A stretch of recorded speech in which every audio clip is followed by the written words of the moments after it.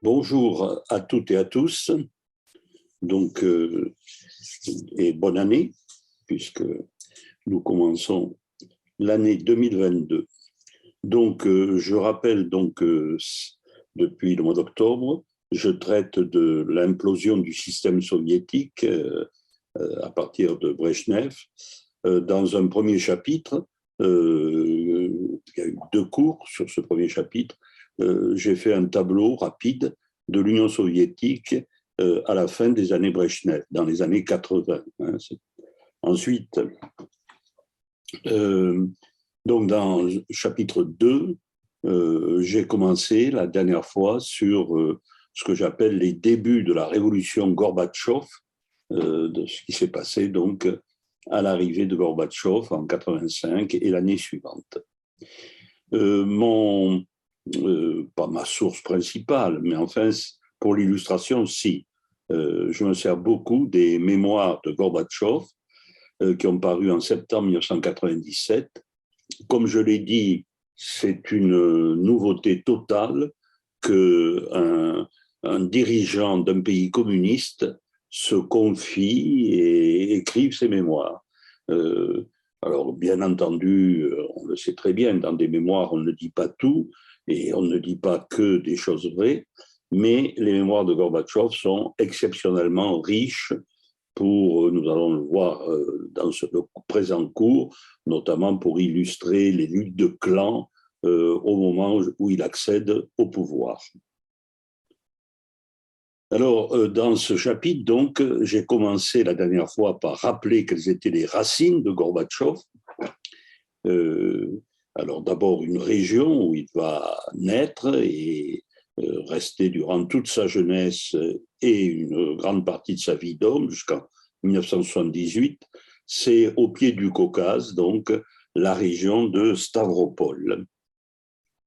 Il est né à peu près 120-130 kilomètres de cette capitale régionale, Stavropol, que j'ai comparé un peu à Toulouse, Toulouse au pied des Pyrénées, Stavropol au pied du Caucase. Donc il est né dans un village à 150 km au nord-est de Stavropol, Privol-Noye. Dans ses mémoires, il nous rappelle quels étaient ses ancêtres, notamment il insiste beaucoup sur son ancêtre maternel, Pantelei Gokalo, petit paysan, paysan pauvre, qui accède grâce à la Révolution, qui devient paysan moyen, et qui va s'investir très vite dans la coopérative. Il nous parle aussi du grand-père paternel, Andrei Gorbatchev, qui lui aussi est un paysan moyen, mais qui ne va pas adhérer au régime aussi vite que l'autre grand-père. Finalement, donc, le fils d'Andrei, Sergueïev, épouse en 1929 Maria Gokalo, une voisine, et Sergueïev, le père de Mikhaïl Gorbatchev, est pas un entrepreneur, le mot est beaucoup trop important, mais disons c'est un technicien des machines agricoles. C'est lui qui, au moment des travaux, donc, passe de coopérative en coopérative pour participer aux travaux de la moisson et autres. Et il va très vite associer son jeune fils, Mikhaïl Gorbatchev, né en 1931, à ses travaux. Alors, j'ai brièvement décrit, toujours d'après ses mémoires, la période de la guerre. Pour Gorbatchev, c'est l'essentiel de son adolescence, entre 10 et 14 ans, c'est la période de la guerre. Il nous en parle avec émotion. Puis ensuite, il reprend l'école, pas tout à fait à la fin de la guerre, un peu avant. Il nous dit combien il a de l'appétit pour presque toutes les matières scientifiques d'abord, mais aussi matières littéraires. Puis, grâce à son parcours, peut-être pas brillant, mais en tout cas tout à fait convenable, tout à fait satisfaisant, il a droit à demander à aller à l'université et il choisit le droit et l'université Lomonosov de Moscou, où là, il va faire durant 5 années, entre 1950 et 1955, donc des études complètes de droit.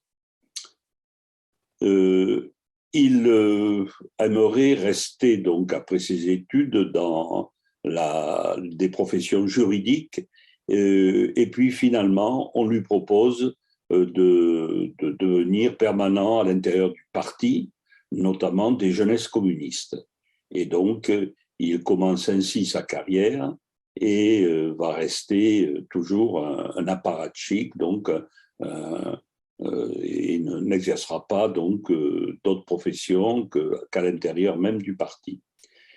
C'est à Moscou qu'il connaît son épouse, Raïssa, qui joue un grand rôle dans sa vie, pas simplement sentimentalement, mais politiquement aussi. Elle le conseille et il aura un très grand chagrin lorsqu'elle mourra d'une leucémie à la fin du XXe siècle. Alors, l'accession de Gorbatchev au pouvoir, je l'ai commencé aussi la dernière fois, c'est donc une progression très régulière dans la région de Stavropol, puisque après ses études à Moscou, il regagne Stavropol, où il est engagé au sein du parti, exactement dans l'administration du secrétariat des jeunesses communistes. Et là, à cette occasion, on l'envoie porter la bonne parole, la parole du parti, dans les campagnes avoisinantes de Stavropol. Et c'est là, pour la première fois, qu'il ressent ses capacités à l'expression, à convaincre. Et donc, il est très heureux de ce genre de relation. Il connaît aussi un homme qui va jouer un rôle extrêmement important, c'est son supérieur hiérarchique à Stavropol, c'est Koulakov. Puis donc, grâce à Koulakov, il va progresser à Stavropol, à l'intérieur de l'administration communiste. En 1963, il est chargé de gérer le personnel du parti. Et en 1966, il a un poste tout à fait important, puisqu'il devient premier secrétaire de la ville de Stavropol en 1966. Et enfin, il accède en 1970, quelques années plus tard, au secrétariat du Parti communiste de la région de Stavropol. Donc, j'ai dessiné très sommairement cette région, c'est un peu comme Midi-Pyrénées, peut-être pour Toulouse. Donc, le voilà, premier secrétaire du Parti communiste. Il explique comment il a été choisi. Il a été convoqué à Moscou, donc en 1970. Là, il est d'abord passé devant une espèce de jury formé par plusieurs membres du Politburo, Koulakov, donc, qui a un regard très bienveillant sur lui, Kirilenko, Souslov, qui s'occupe de l'idéologie au sein du parti. Donc, une première discussion a lieu avec ces hommes. Et puis ensuite, il a l'honneur et d'avoir un échange avec le premier secrétaire du Parti communiste de l'époque, Brejnev.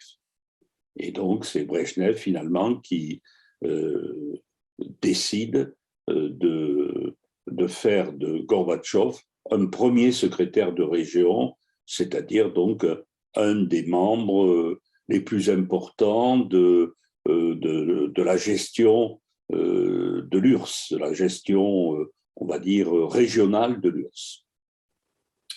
Voilà où j'en étais. Donc, sur ce petit schéma, un rappel. Donc,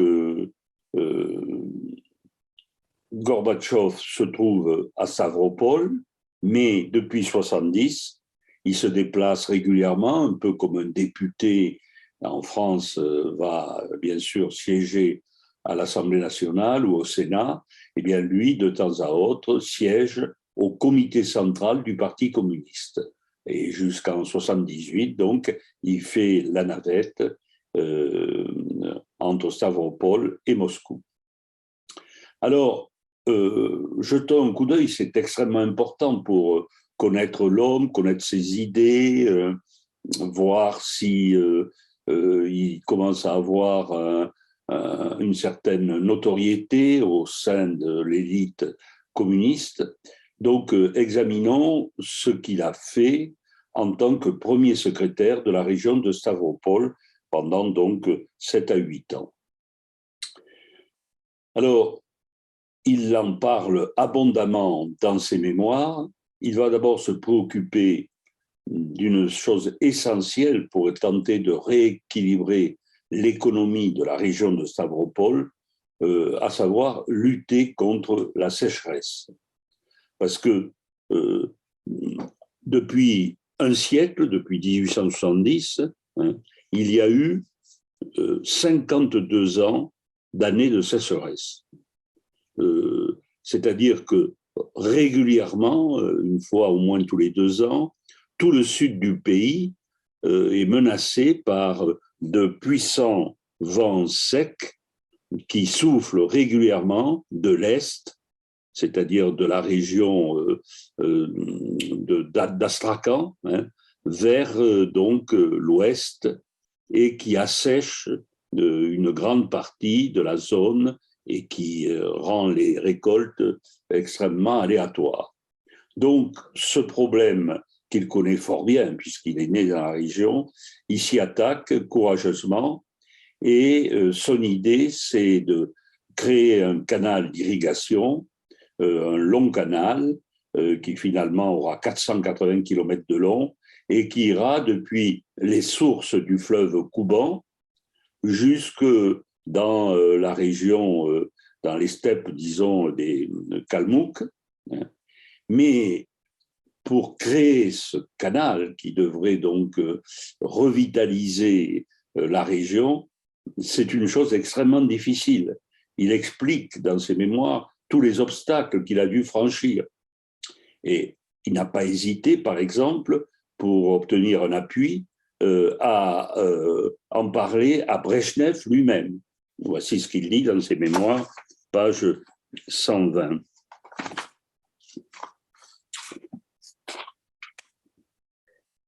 Après cela, il me fallait l'aval du secrétaire général.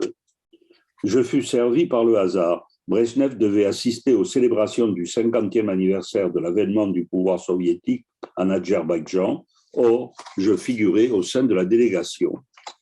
Assis près de lui à la tribune, j'en ai profité pour lui demander un rendez-vous. Je lui expliquai le motif et il accepta de me recevoir. La rencontre eut lieu en décembre. Une nouvelle fois, Brejnev m'écouta attentivement. Il regarda tous les calculs et les schémas, me posa de nombreuses questions et finalement me demanda de lui laisser la documentation, notamment le tableau des sécheresses au cours des 100 années précédentes. Le projet fut examiné lors d'une réunion du Politburo. Je n'eus même pas à me déplacer pour défendre mon dossier. Brejnev lui-même s'en chargea, précisant, me rapporta-t-on, qu'il fallait soutenir les jeunes dirigeants qui avaient une vision ample d'hommes d'État. Le 7 janvier 1971, le comité central et le conseil des ministres de l'URSS adoptèrent un décret sur l'accélération de l'aménagement du grand canal de Stavropol et des réseaux d'irrigation. Des crédits importants furent débloqués. Le chantier fut proclamé chantier de choc du Komsomol, jeunesse communiste, à l'échelle de l'Union. Et des dizaines de milliers de jeunes gens, dotés du matériel requis, affluèrent vers le territoire. Le problème posé par la construction de 3 tunnels fut résolu par la direction des travaux du métro de Moscou. Les cadences étaient si élevées, les cadences étaient si élevées que dès 1974, nous célébrâmes nos premiers succès. Le percement du tunnel sous les hauteurs de Krimgy-Reyev en avril et le lancement de la deuxième tranche en novembre.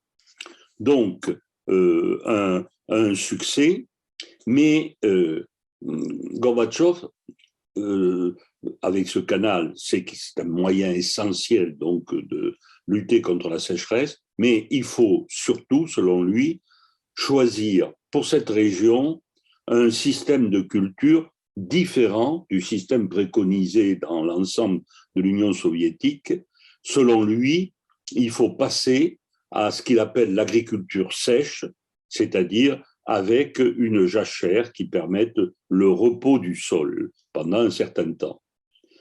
Bon, je veux dire, ce n'est pas une révolution, mais ça n'est une dans la mesure où la vulgate, la règle de l'économie actuellement à l'époque en Union soviétique, c'est pas de jachère. Donc, il va falloir là aussi qu'ils se battent pour essayer d'imposer ce changement donc, de système de culture. Donc, il va prendre l'avion, il va rencontrer d'abord Koulakov, puis il essaie de le convaincre donc, de la nécessité de passer à l'agriculture sèche. Et finalement, c'est accepté. Il y a une dérogation dans cette région pour faire ainsi. Et les résultats sont rapides et assez saisissants, puisque la récolte est bonne dès 1977. L'année suivante, en 1978, quand Gorbatchev va partir, elle est vraiment sans précédent.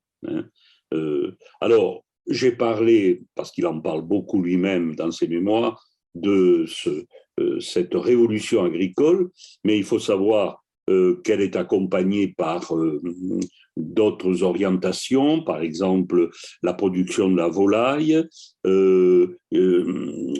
Gorbatchev ne veut pas en rester uniquement à une rénovation de l'agriculture, il pense aussi à l'industrialisation, il met en chantier de nouvelles centrales hydroélectriques, de nouvelles industries, de chimie, de ciment. Alors, je ne suis pas en train de vous dire qu'il transforme la région et que ça devient la première région économique du monde.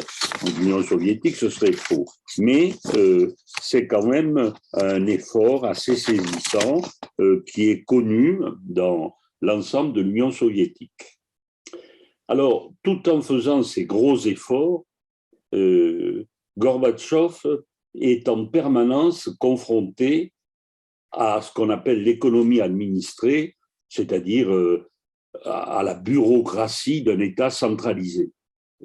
Il écrit « Il était pratiquement impossible de résoudre le moindre problème sans s'adresser au Gosplan, c'est-à-dire donc à l'administration centrale de planification, quémander l'approbation de dizaines de ministres d'administration, consulter des centaines de hauts fonctionnaires, effectuer des voyages incessants à Moscou et se bagarrer continuellement avec des ronds de cuir insolents. » Donc, là, à la tête de la région de Stavropol, Gorbatchev prend totalement conscience que l'économie soviétique souffre d'un mal chronique qui doit être guéri sans délai, c'est-à-dire donc la bureaucratisation.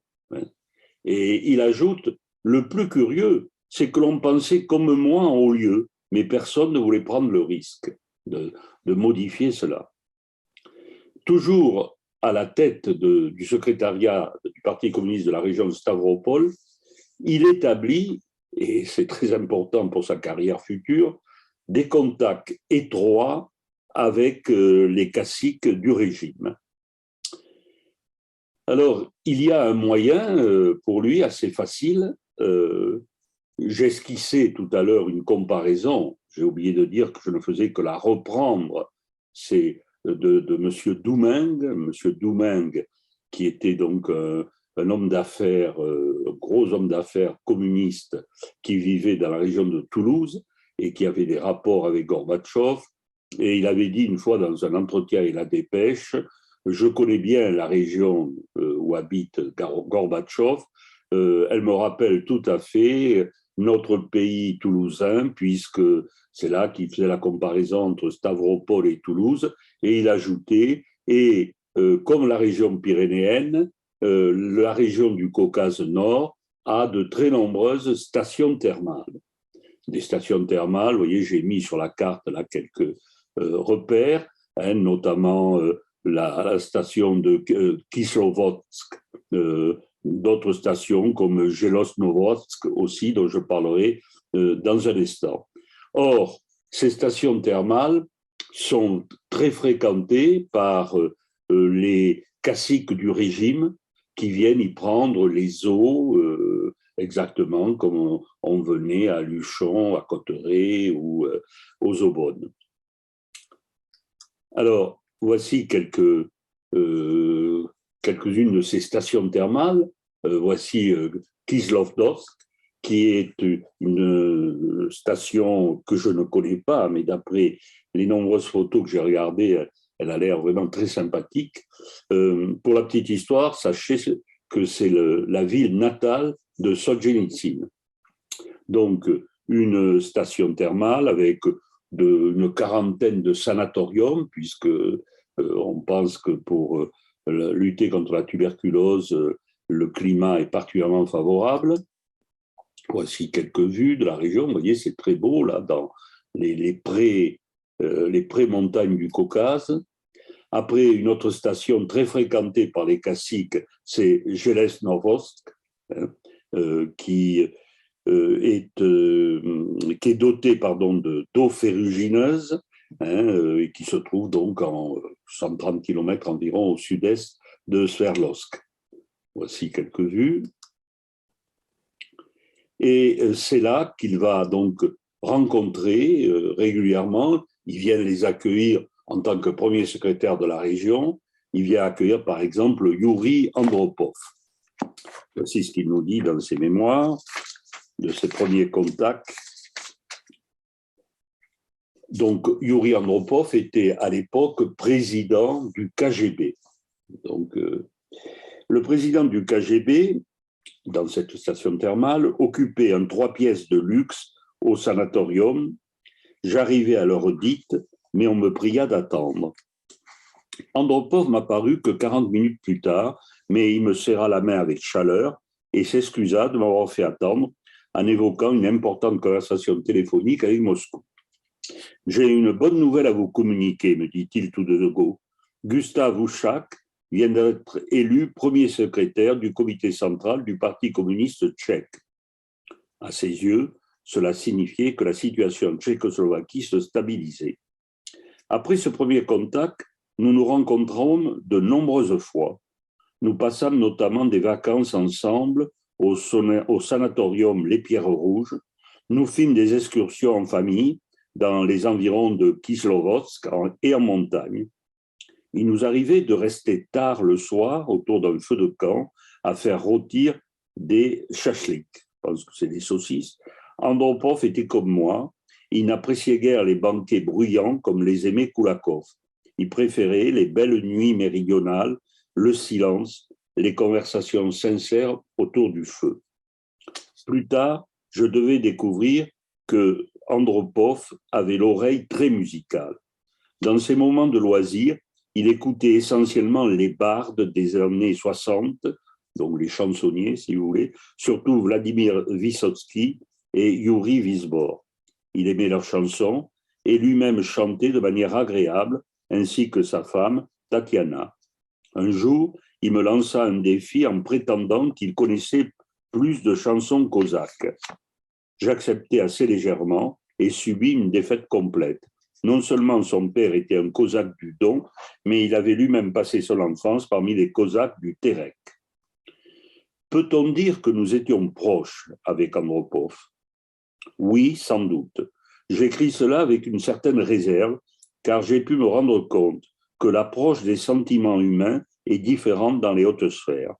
Pourtant, en dépit de sa retenue naturelle, je sentais la sympathie qu'il éprouvait pour moi, même quand il se fâchait et ne me ménageait pas ses critiques.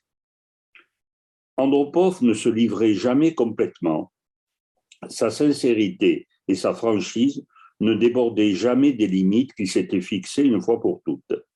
Il connaissait la situation dans le pays mieux que la plupart et savait quel danger elle recelait pour notre société. Il me semble toutefois qu'il estimait, comme beaucoup d'autres, qu'une action énergique auprès des cadres et le rétablissement de la discipline suffirait à remettre de l'ordre. Autant il était sensible aux questions idéologiques, autant il se désintéressait des causes réelles du ralentissement du progrès économique et de l'échec des réformes successives. Il rencontre aussi Alexis Kosygin, donc longtemps un très proche de Brejnev. Toujours dans les mémoires, page 131, mes relations avec Alexei Kosygin étaient sensiblement différentes de celles avec Andropov. Kosygin était doté d'une mémoire impressionnante. Il manipulait avec aisance une multitude de chiffres et de faits relatifs à la situation réelle dans le pays et dans le monde.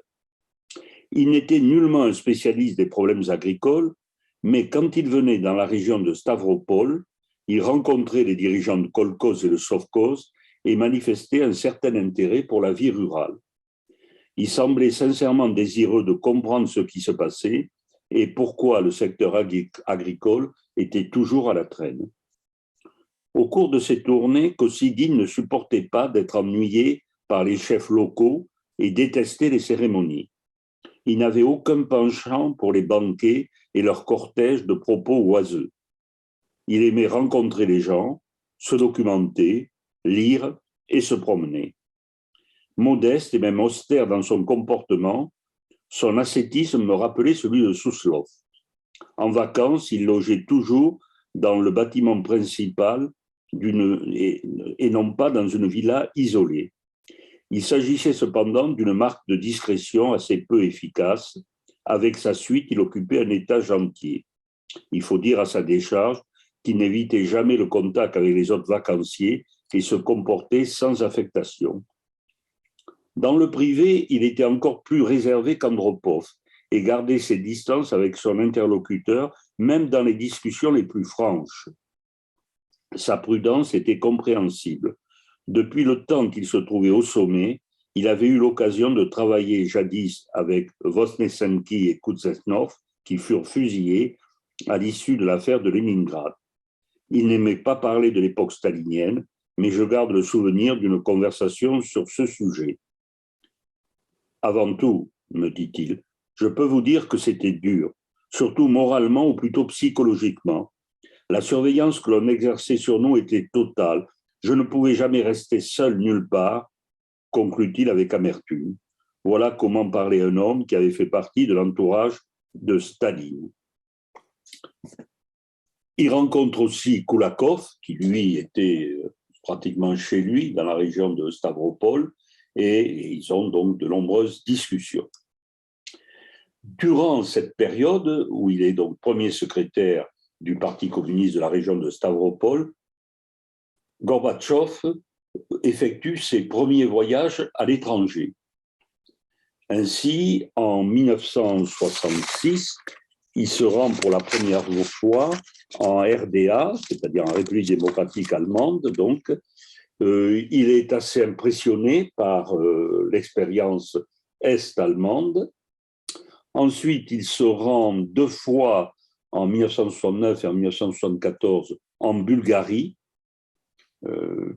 Il conclut de ses voyages, les Bulgares sont sur la bonne voie. Mais après, il dira, nous ne savions pas que la Bulgarie vivait au-dessus de ses moyens. Donc là, il a une impression, à mon avis, qui ne correspond pas à la réalité. Il se rend enfin en Tchécoslovaquie en novembre 1969. Et là, dans ses mémoires, il montre avec beaucoup de franchise que 1 an et demi après, même pas 1 an et demi, plus d'1 année, disons, après l'entrée des troupes du pacte de Varsovie pour tuer le printemps de Prague, eh bien, plus d'1 an après, le ressentiment des Tchèques vis-à-vis des Soviétiques notamment est très fort et très marqué. Voici ce qu'il écrit de ce voyage donc en Tchécoslovaquie en novembre 1969. Prague était plongée dans un état de semi-torpeur. Nos collègues appréhendaient de se rendre dans les entreprises et nous déconseillaient de le faire. Pourquoi n'allez-vous pas parler au peuple, leur demandions-nous.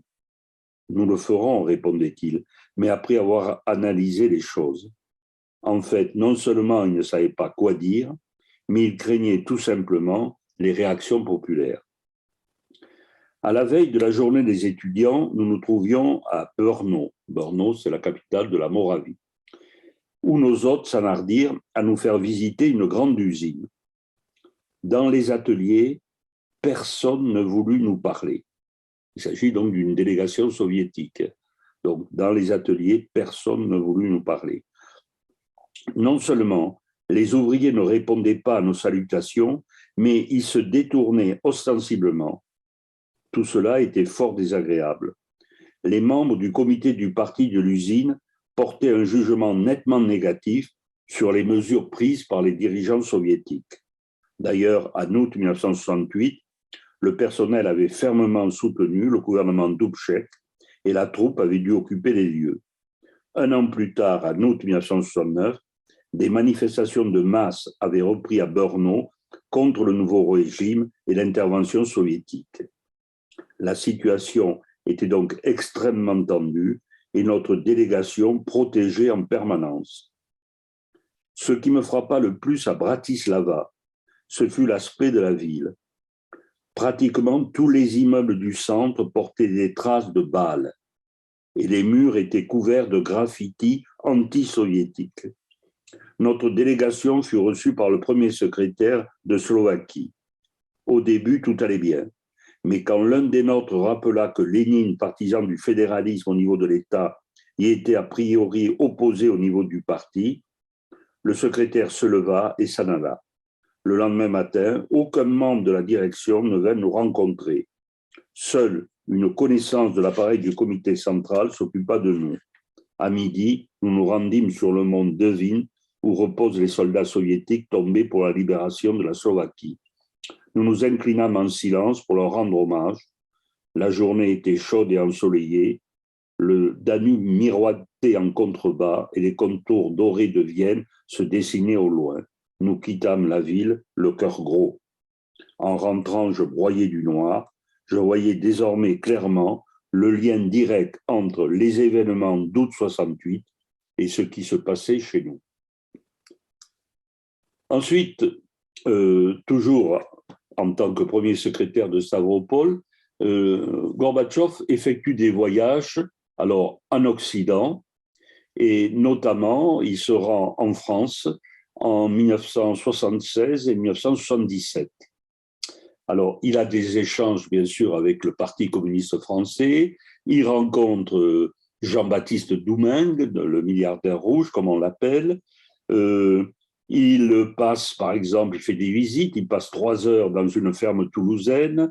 Il visite un marché de gros. L'année suivante, en 77, il fera un voyage un peu plus touristique avec sa femme. 3 semaines, 5000 kilomètres.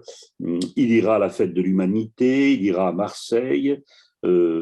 Alors, la conclusion de ces voyages en France, c'est que l'URSS est en retard dans le domaine du niveau et de la qualité de vie et des technologies avancées.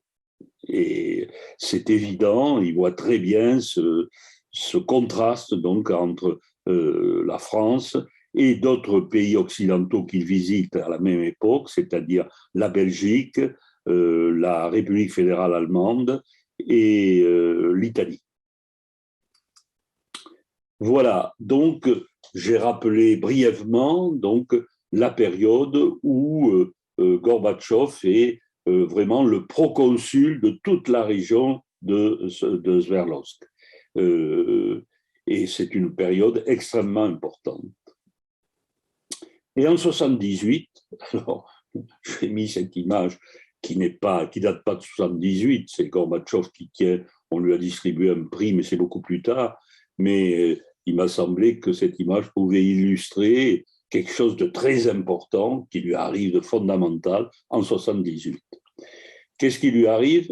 Eh bien, désormais, Gorbatchev va quitter Stavropol, partir à Moscou, puisqu'il vient d'être élu au secrétariat général du Parti communiste.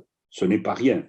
Vous avez donc le comité central, il en faisait partie depuis 1971 en tant que premier secrétaire de région, et 7 ans plus tard, en 78, vous voyez, il monte, c'est le cas de le dire, et il parvient, donc il est l'un des 12 élus au secrétariat général.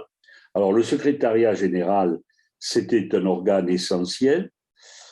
Ce n'était pas en principe un organe décisionnel. L'organe décisionnel, c'était le bureau politique.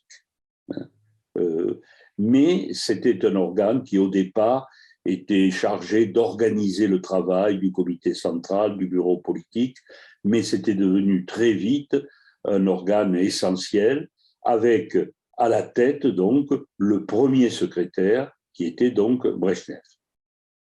Donc, une montée spectaculaire, une ascension spectaculaire, pardon, et 2 ans plus tard, c'est tout aussi spectaculaire, je le dirai dans un instant, il devient membre du bureau politique. Alors là, c'est le sommet de la carrière. Je vais vous présenter le bureau politique. Donc, simplement que ce soit bien clair, Gorbatchev est donc membre du comité central, membre du secrétariat général et membre du Politburo, du bureau politique. Alors, le bureau politique, vous l'avez là, vous avez 27 membres à cette époque. Bon, je ne vais pas vous les passer tous en revue, je ne les connais pas bien d'ailleurs tous, hein, mais on va en reparler tout à l'heure. Vous avez bien sûr le premier du Politburo, c'est Brejnev. Vous avez ici Andropov, Gorbatchev, Tikhonov, Gromyko, Kirilenko, etc. Donc, ce sont ces gens, ces 27 personnes qui font la pluie et le beau temps, hein, et donc décident du sort de l'Union soviétique. Donc, alors, qu'est-ce qui fait que Gorbatchev ait été propulsé en 7 ans, donc il est propulsé d'abord au secrétariat général et 2 ans plus tard, donc au Politburo. Alors, il y a bien sûr ses mérites, les mérites de Gorbatchev. Gorbatchev impressionne ses interlocuteurs par ses idées, son calme, sa puissance de réflexion, et il impressionne aussi, bien sûr, ceux qui savent ce qu'il a pu faire à la tête notamment de la région de Stavropol. Mais ça ne suffit pas. Ces mérites ne suffisent pas à expliquer sa remarquable ascension. Donc, on est obligé de revenir sur les personnes qui ont aidé cette ascension. Alors, ça ne fait aucun doute, Koulakov. Gorbatchev est dans les pas de Koulakov. Il lui succède à tous les postes. Et quand Koulakov meurt, il est membre du Politburo, et bien en 1978, et c'est tout naturellement, si je peux dire, qu'on le considère, Gorbatchev, comme le dauphin de Koulakov, et on va le nommer au Politburo. Donc l'influence de Koulakov a été très forte. Mais il y a celle aussi de Kosygin et bien sûr d'Andropov. Dans ses mémoires, Gorbatchev dira que Andropov, quelques années plus tard, lui fera cette confidence. Je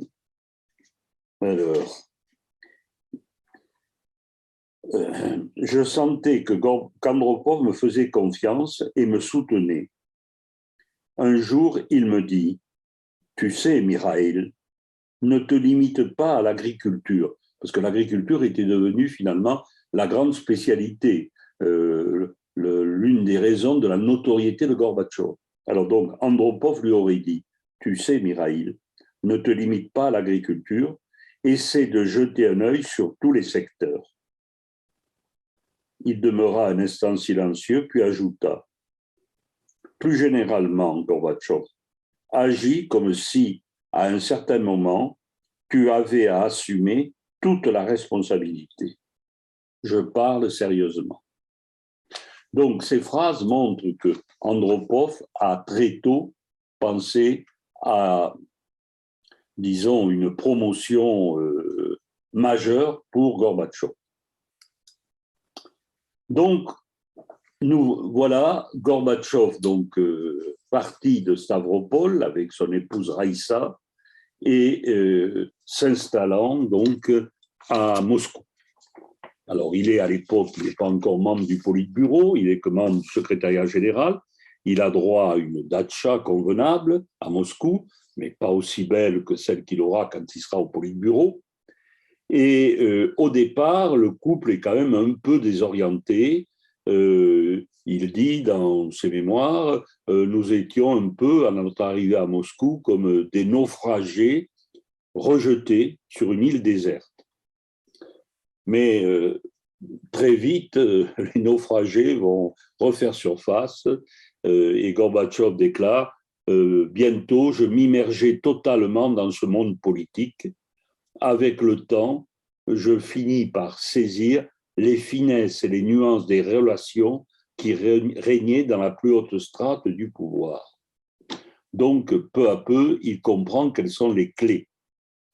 Alors, il découvre, il l'avait rencontré, mais là, il va le pratiquer régulièrement. Il découvre un Brejnev pontifiant, surtout après la mise à l'écart de Podgorny en 1977 et de Kosygin en 1980, un Brejnev de plus en plus marqué par les effets d'une sclérose cérébrale, un Brejnev surprotégé par son ami Tchernenko. Il apprend à côtoyer, c'est pas simple, Gromyko, qu'il décrit comme bouffi d'orgueil, jaloux. Il fréquente aussi Souslov, ce grand maigre qui est membre depuis Staline, membre immuable du Politburo, qui est considéré comme l'apiti, l'arbitre. C'est lui qui annote tous les textes au crayon rouge pour marquer ce qui peut s'écarter de la vulgate officielle. Donc là aussi, un homme incontournable, comme on dit aujourd'hui, mais bien dangereux à fréquenter. Alors, tout ce monde-là, de cette période, donc à partir donc, de 78-80 et jusqu'à sa prise de pouvoir en 85, c'est un monde qui est évidemment, celui du Politburo notamment, plein d'ambition. Alors, si on reprend les 27 membres, on peut dire que l'état de santé de Brejnev se détériorant, eh bien, les ambitions sont dans toutes les têtes. On dit aujourd'hui, en se rasant, je pensais à être président de la République. Bien là, presque tous les membres pensent à la succession de Brejnev. Alors, vous avez Andropov, que j'ai déjà décrit, qui est président du KGB, qui est un homme qui a des dossiers sur tout le monde, qui est un homme intelligent, donc c'est un candidat très sérieux. Il y a Kirilenko, qui est premier secrétaire de la région de Sverdlovsk. Eltsine lui succédera, donc c'est un membre important. Kirilenko est spécialiste de l'industrie lourde, et il se verrait bien aussi à la tête.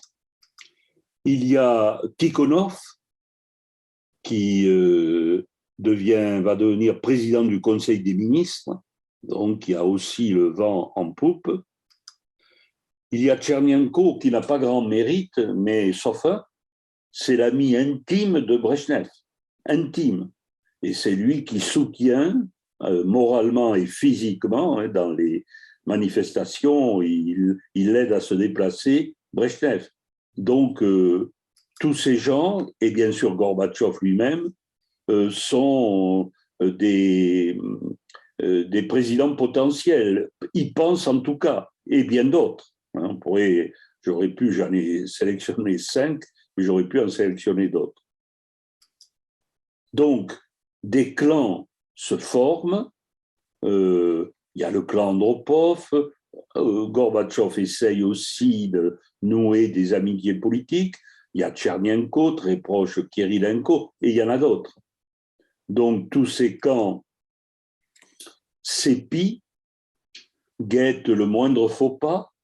Donc je me suis amusé à faire ce petit montage montrant Gorbatchev se tourner dans tous les sens et se méfier de tout le monde, hein,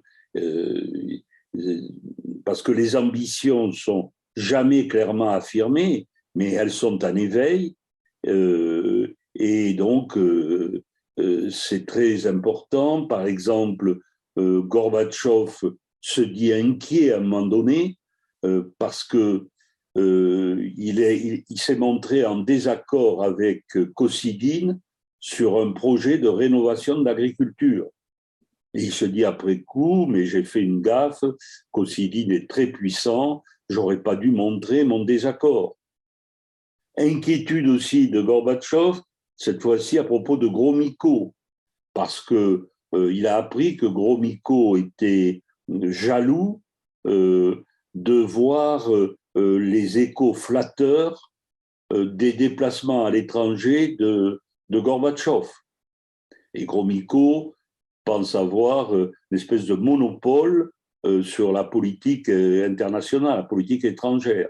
Donc, il peut voir en Gorbatchev un rival. Alors donc, il faut se méfier des faux pas. Il faut obtenir des appuis. Heureusement, il peut s'appuyer sur Brezhnev, sur Ustinov et, je l'ai dit, surtout sur Andropov. Mais c'est un vrai parcours de combattant qui est épuisant pour les nerfs. Alors Gorbatchev accomplit ce parcours avec habileté, il évite de creuser le fossé avec ses adversaires, il s'efforce de conforter sa bonne réputation auprès de ses protecteurs. Il se fait remarquer aussi par des projets économiques importants, notamment il établit ce qu'on appelle un programme alimentaire pour 1990. Il l'établit, il le soutient, il fait le projet d'une réforme du complexe agro-industriel en essayant de se faire appuyer par le comité central et aussi il révèle des talents de négociateur pour ses déplacements à l'étranger. Alors, j'ai parlé tout à l'heure déjà de déplacements à l'étranger de Gorbatchev, mais c'était des déplacements à l'époque où il n'était que premier secrétaire de la région de Stavropol. Ce n'étaient pas des déplacements totalement privés, mais presque. Tandis que maintenant, depuis qu'il est au secrétariat général et au Politburo, c'est mandaté par le Politburo qui se rend à l'étranger à partir de cette période, à partir de 1980. Et par exemple, il y a un voyage qui va beaucoup le marquer, c'est pour les obsèques d'Enrico Berlinguer en Italie. Donc Enrico Berlinguer est le premier secrétaire du Parti communiste italien, un homme qui est très estimé notamment parce que, avec deux autres de ses collègues européens, mais plus encore que les deux autres, Santiago Carrillo, qui est secrétaire du Parti communiste espagnol, et Georges Marchais, secrétaire du Parti communiste français, ils ont peu à peu mis au point disons, une nouvelle doctrine qu'on appelle l'eurocommunisme. Alors, l'eurocommunisme est apparu dans les années 70 en Europe occidentale et notamment en Italie. Alors, ça veut dire quoi, l'eurocommunisme? Eh bien, ce serait un communisme que Berlinguer voudrait différent du communisme soviétique. Il n'y aurait plus de dictature du prolétariat.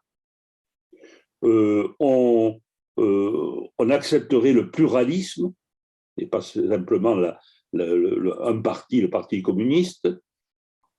Il y aurait un respect scrupuleux des libertés formelles, liberté de se déplacer, liberté de penser, etc. Il n'y aurait pas de censure, pas de goulag. Donc, ça serait vraiment un communisme à visage humain, comme disait Dubček en Tchécoslovaquie. Donc, Berlinguer est devenu très populaire avec cette doctrine.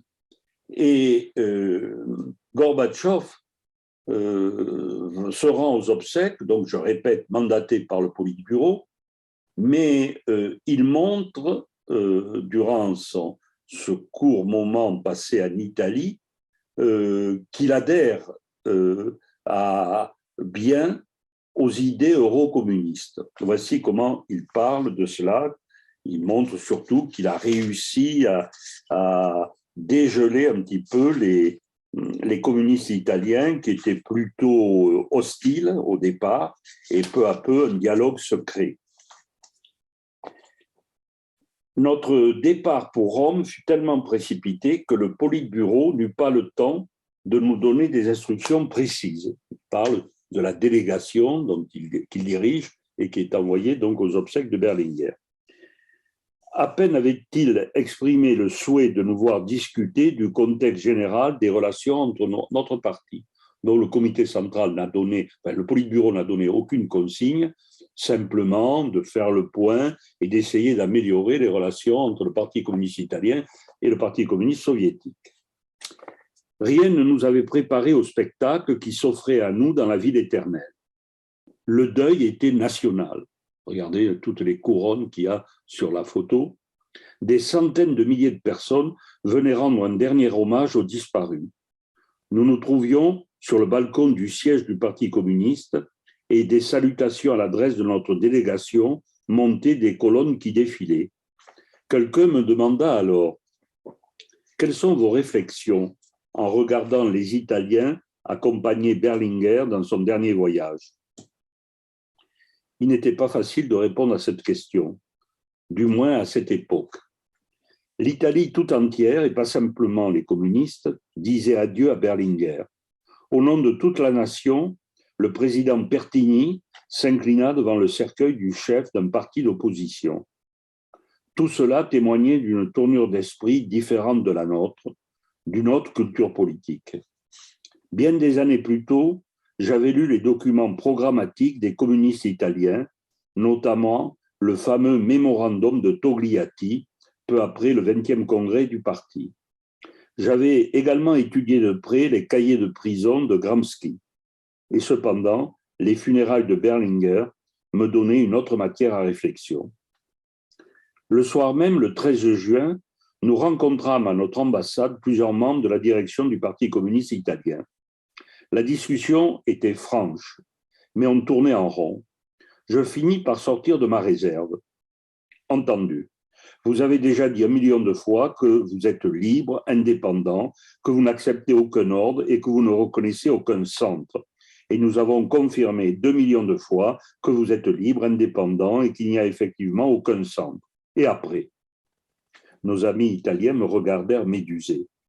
Peut-être, c'est Gorbatchev qui reprend, faudrait-il commencer par nous rencontrer, analyser ensemble la situation nouvelle qui s'est créée dans le monde, réfléchir ensemble, échanger les idées. La discussion dura toute la nuit. Lorsque nous nous séparâmes au petit matin, une certaine entente se dessinait. Le lendemain, 14 juin, je fus reçu par le président Pertini. Il m'impressionna fortement par son style démocratique, sa bienveillance sincère envers notre peuple et son respect pour la part prise par l'Union soviétique dans la victoire sur le fascisme. Il était lui-même un ancien résistant. Je fus séduit par sa liberté de ton et la franchise de ses jugements. Il préconisait un rapprochement entre socialistes et communistes. Ce fut une conversation intéressante à plus d'un titre, et lorsque nous nous quittâmes, les accolades d'amitié n'étaient pas protocolaires. Le même jour, nous repartîmes pour Moscou. Des camarades italiens nous accompagnèrent à l'aéroport. Dans l'intervalle, le comité central du Parti communiste italien avait redéfini sa position et là, assis autour d'une table avec eux, dans le rugissement des moteurs d'avion derrière les baies vitrées, nous décidâmes d'édifier des relations de camaraderie entre nos partis, de coopérer et d'assurer une interaction. mon rapport au Politburo fut rédigé dans cet esprit. Donc c'est très important. Voilà Gorbatchev, qui n'est encore une fois que membre du Politburo, mais qui affirme les possibilités d'entente avec la doctrine euro-communiste. Donc, ça nous prépare aux futures réformes de Gorbatchev. Ça nous montre dans quel état d'esprit il était. Second voyage que je veux évoquer, c'est le voyage qu'il fait à Londres, un peu plus tard, donc en décembre 1984. Et là, il rencontre Margaret Thatcher. Et c'est au cours de cette rencontre qu'il émet pour la première fois ses idées originales sur l'ordre mondial. La rencontre avec Margaret Thatcher commença par un lunch. Le Premier ministre et moi étions assis côte à côte, nos conjoints en face de nous. Mais même à table, la conversation prit rapidement un ton assez polémique. Madame Thatcher est une femme très sûre d'elle, et même, dirais-je, présomptueuse. Derrière son charme souriant et sa féminité se dissimule une personnalité politique rude et pragmatique. Elle porte bien son surnom de Dame de Fer. Je lui dis, je sais que vous êtes une personne de conviction attachée à certains principes et valeurs. Cela emporte le respect. Mais vous devez savoir que vous avez devant vous un homme de la même trempe. J'ajouterai que le Politburo ne m'a pas chargé de vous convaincre d'adhérer au Parti communiste. Elle rit de bon cœur et la discussion jusque-là polie, bien qu'un peu acerbe, devint plus sincère et intéressante. Après le repas, Zamiatin et Yakovlev se joignirent à nous pour un entretien officiel sur le thème du désarmement. Au début, nous utilisâmes des notes, mais je laissai bientôt les miennes de côté pendant que Mme Thatcher rangeait les siennes dans son sac à main.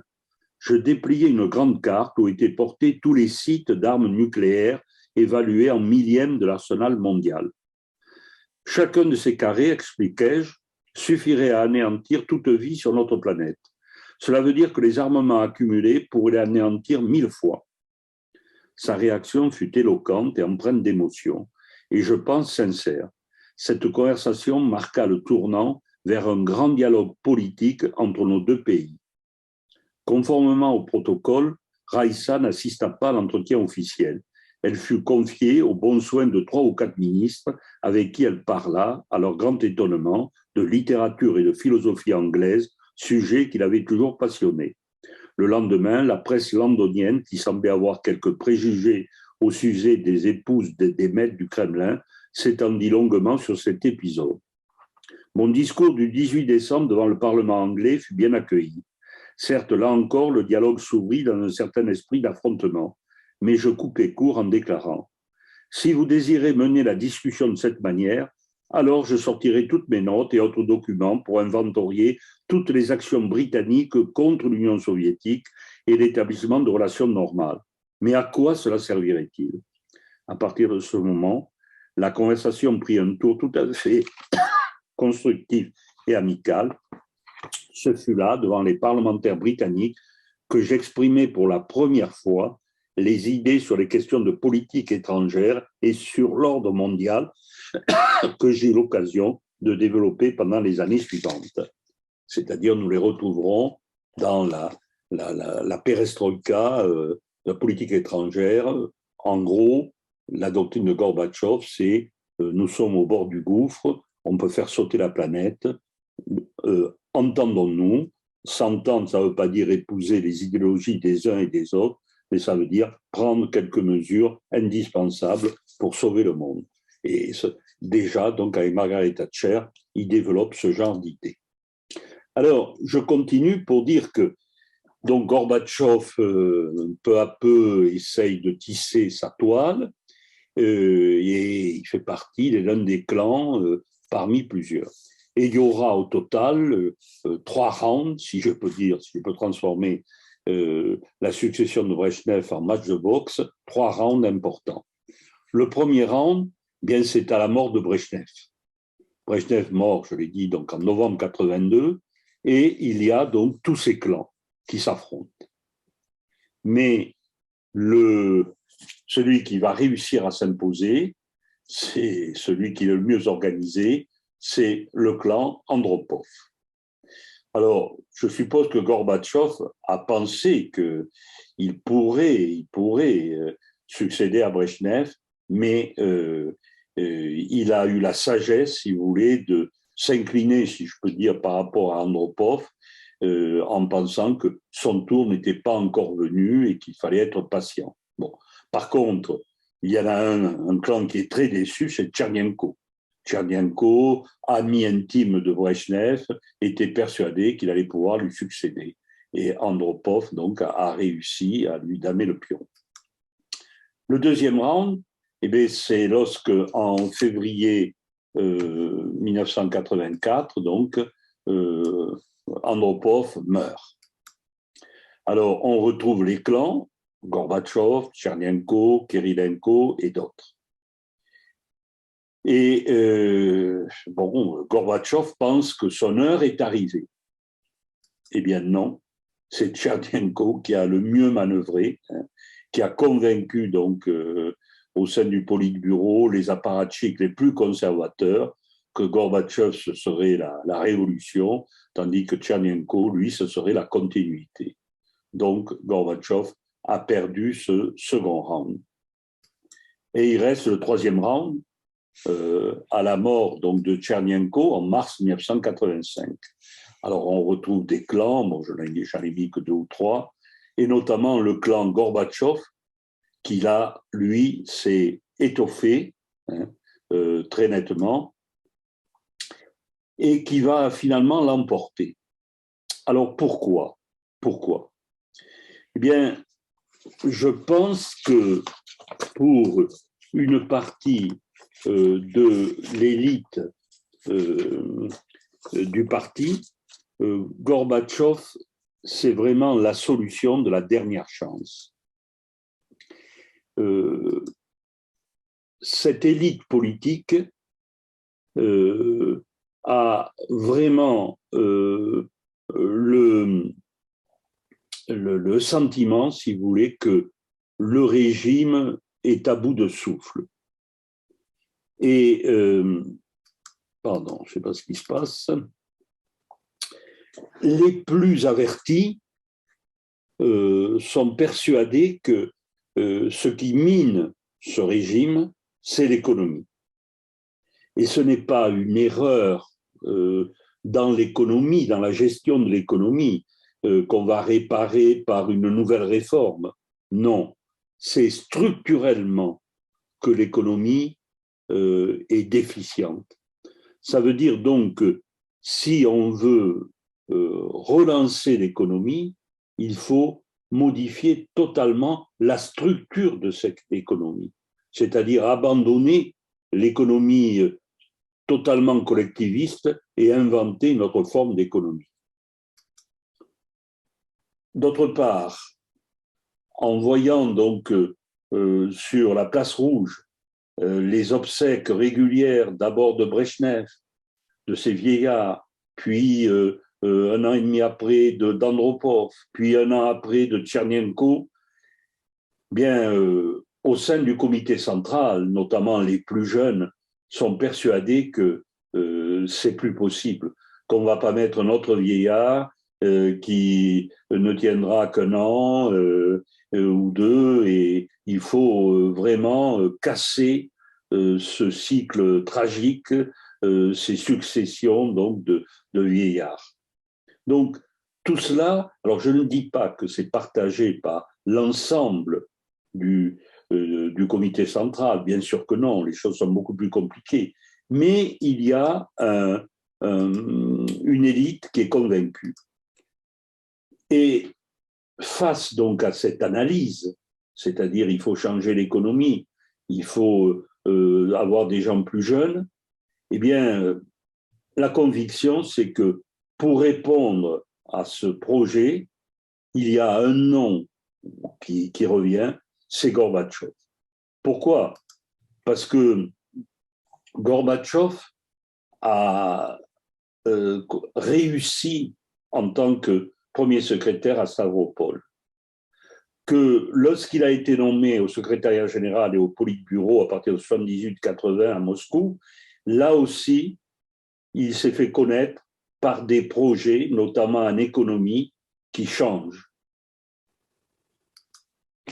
Parce que les idées de Gorbatchev, même s'il les a diffusées avec prudence et avec parcimonie, eh bien, ces idées, que ce soit sur la relation internationale, je les évoquais à propos de sa visite à Margaret Thatcher tout à l'heure, sur l'eurocommunisme en Italie, sur l'économie, ces idées sont des idées neuves, susceptibles de modifier en profondeur l'évolution de l'Union soviétique.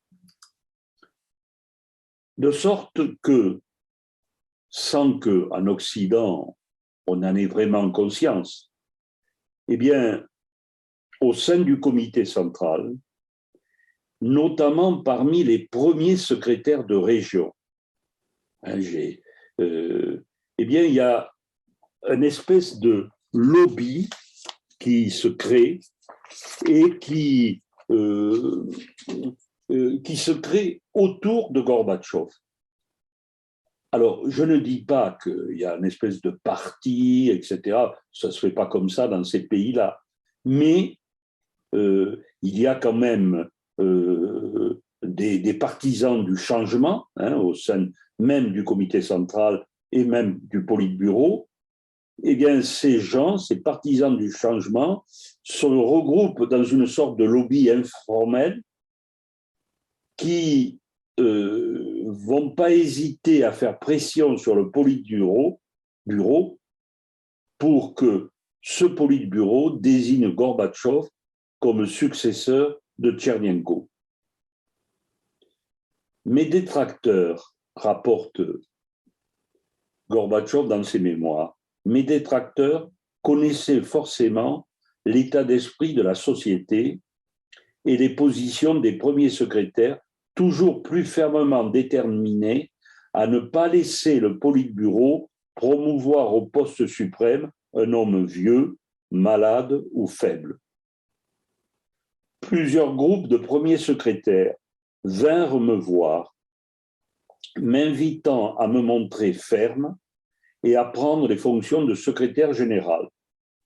L'un de ces groupes m'informa que les responsables régionaux avaient constitué un noyau organisationnel et qu'ils n'entendaient plus permettre au Politburo de trancher des questions de cet ordre sans prendre en compte leur point de vue. Donc, c'est presque une révolution silencieuse, mais au sein du comité central, il y a incontestablement un noyau actif, progressiste, qui fait campagne pour Gorbatchev, une campagne un peu agressive auprès des membres du Politburo. Et c'est ce qui va expliquer le succès de Gorbatchev.